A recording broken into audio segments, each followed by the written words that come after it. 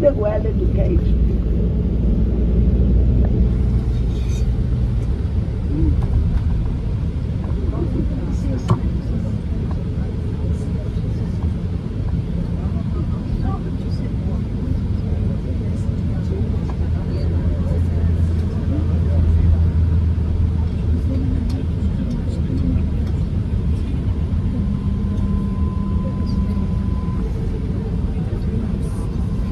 On our way at the end of horizon, you see a rocky island.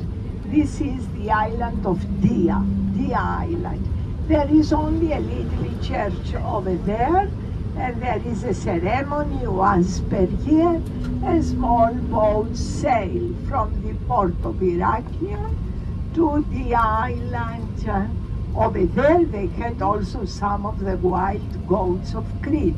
It happened because visitors pass, hundreds of visitors a day cross the Samaria Gorge, and the Greek state decided to protect the wild goats and turned 3 rocky islands as their place. One of the 3 is the island, and they had some wild goats over there.